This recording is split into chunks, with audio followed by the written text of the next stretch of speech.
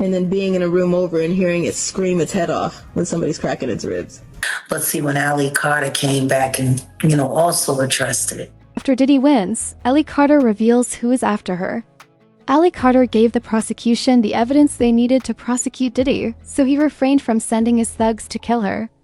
The ridiculous part is that the prosecutors never used the evidence that Ally supplied, even though it put her life in danger and protected her as a witness. Ally claims that when the police called her, she provided them with all the information. They needed to track down Diddy. However, they decided not to use the evidence she provided because it meant they had to go after other powerful people inside the industry. They genuinely didn't want to do it because Diddy was their only objective. As if it were her final day on Earth, Ally is back and pouring all the tea. You see, she isn't playing around. You see, at the start of the trial, Ally was scheduled to testify. According to reports, she was the third victim, but when it came time for her to testify, she disappeared, and her name was struck off the list of witnesses. Key witness in the Diddy trial has gone missing. This is super concerning because she is crucial for the case against one of the biggest names in music. She was actually going under a pseudonym like 3 other witnesses in the case, but she decided to waive that right and reveal her identity in her testimony. But now she's MIA.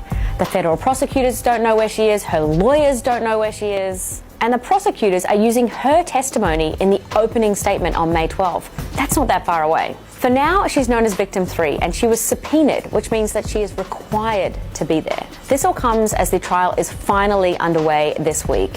The jury will be selected by the end of the day. That's not that interesting. They're all going to remain anonymous. What is interesting is the list of celebrities who were shown to potential jurors to see if they knew them. Those names included Michael B. Jordan, Mike Myers, and Kanye West, none of whom were actually implicated in the case. No one knew she had been arrested and placed under witness protection. People honestly thought she'd been kidnapped since armed men broke into her house just before this and wanted to kill her and her family. As she went live, Ally started crying, hysterically to convey her worry for her life and her family's. Live, she even went so far as to specifically name some of the people she believed were behind the attack. She goes on to say that after disclosing her address, these people paid thugs to hunt her down. You get pressured, attacked, stalked, and hunted down for your own information. You get abused and re-victimized again by people who wanted to argue a back and forth this week like that fucking mattered. Okay, you had Stu Peters and Timothy Charles Homestead going back and forth, and nobody has even bothered. Not that I give a damn, and not that I understand that you guys are gonna be that selfish, but nobody has bothered to apologize for all the hell that has happened. But you guys were arguing back and forth, and in that meantime, we lost our home. You don't believe me? Here you go. What once was a full house, we were still paying rent on our house. What we were doing this whole time was moving everything because our house is gone. Our house is gone. This is the speaking out.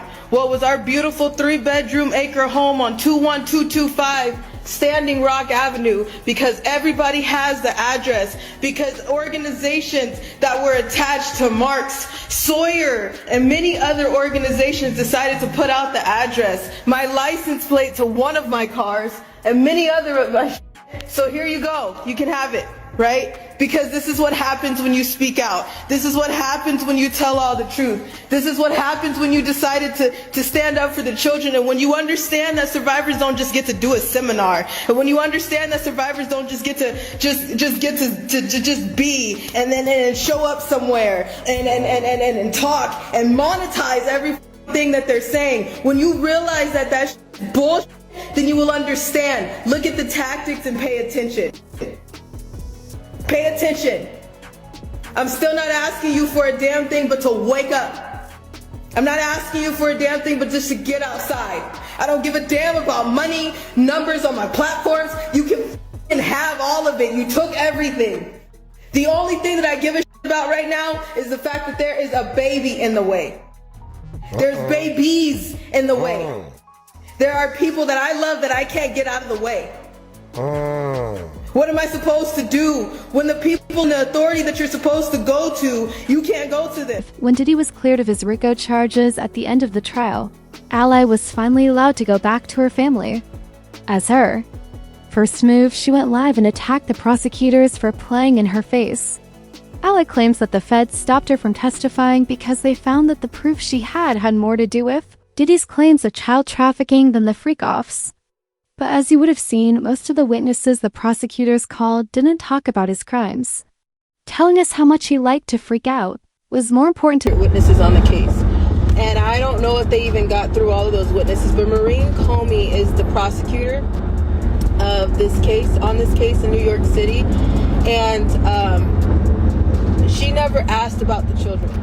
And you know, there's so many people who wanted me to be a witness on this trial, and I want to explain jurisdiction. Ally also lambasted people who had been calling for Diddy's release since he still had children who depend on him. She claimed that Diddy didn't care that she was also someone's child when he made this decision. Essay her when you're 15 years old. And at 19, he had no trouble keeping Cassie under control.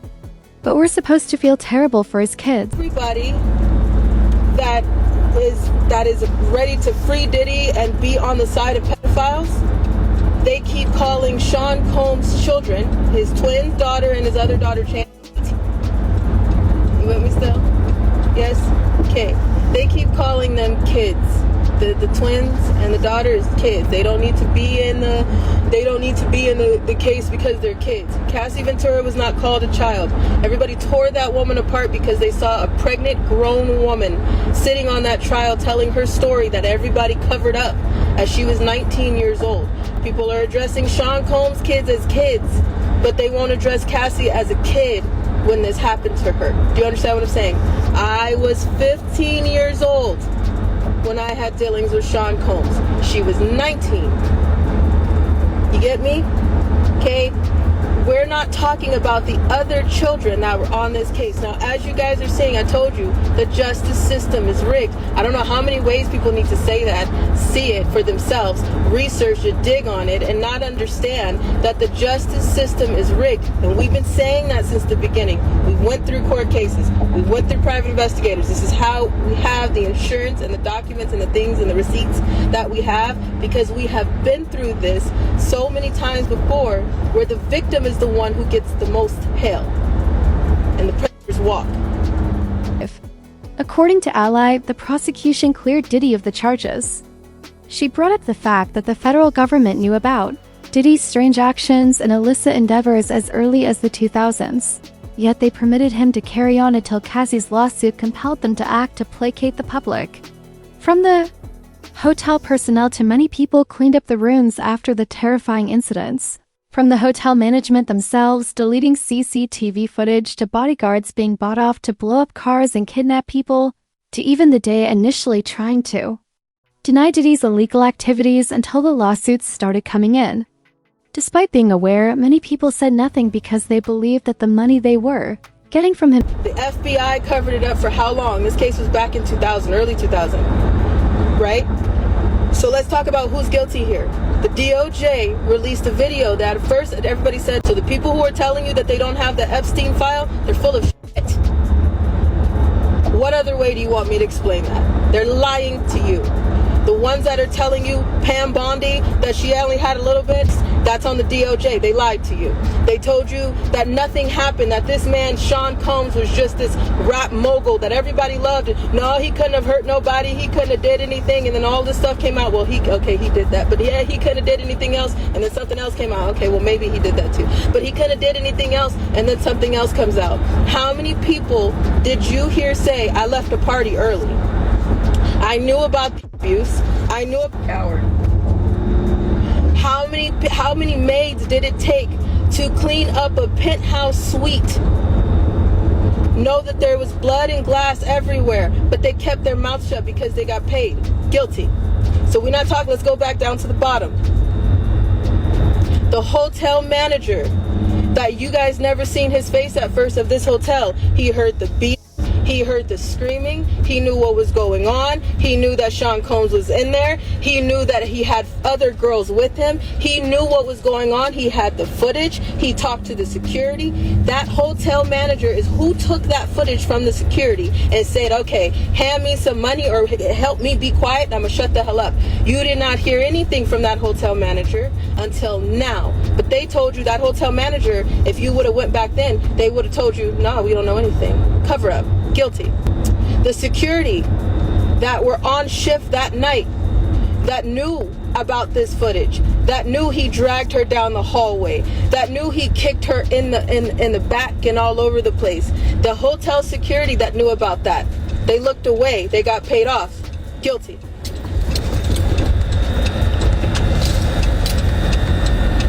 How many ways now the FBI that have had all of this information for a really long time looked away from it as well.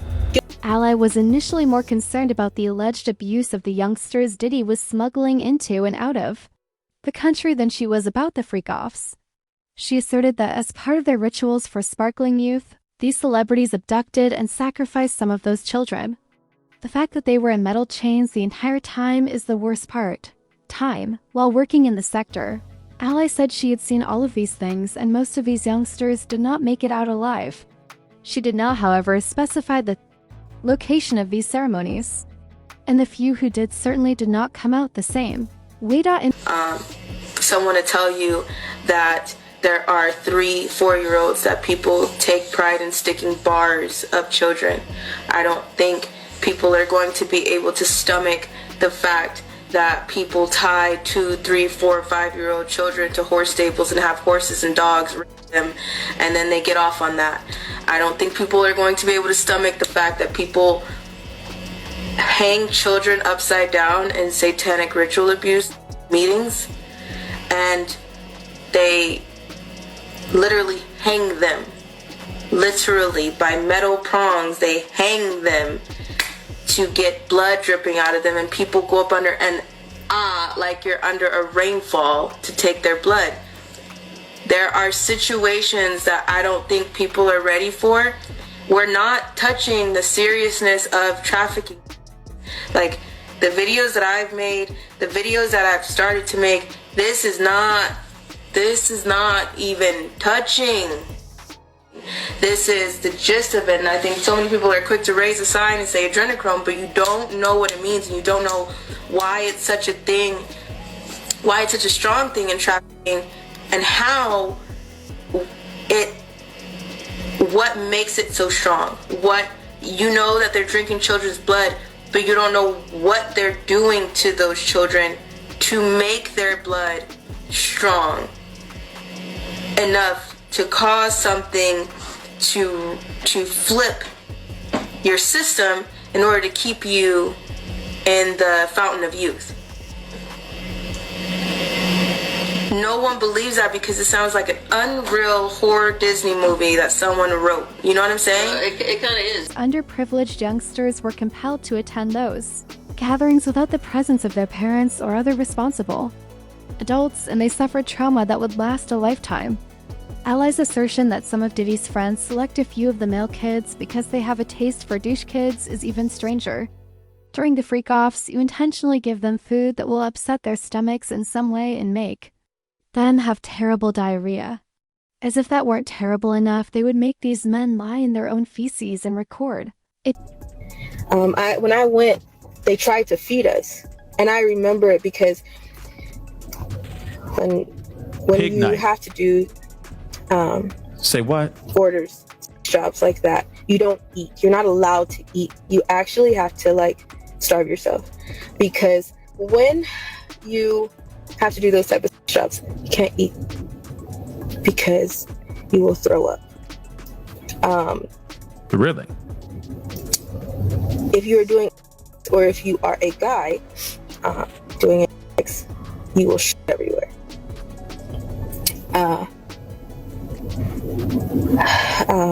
Oh boy. When this happens, your parents will get mad at you. Really mad at you. And if that is a fetish for someone, they use that to their advantage. So if you throw up on someone, you will have to eat it. If you on someone, you'll have to lay. The word on the street is that Diddy isn't the only person pursuing her, as she's being pursued. Like an animal. After Ale exposed the secrets of numerous other influential figures in the field, they are now pursuing her as well in an attempt to permanently silence her. She genuinely started crying during her most recent livestream as she discussed how her life has been in danger ever since she returned from witness protection. People had their own opinions as usual, such as this one who stated, "They all need to go to prison. The money is always at the center. Horrible. Give up following these individuals. It's so clear that something is wrong in this case. But so many people don't want to know what's happening," another individual stated. "All they want is to be content with their ignorance." Now though, I'd like to hear your opinions. How do you feel about Diddy pursuing Ale Carter?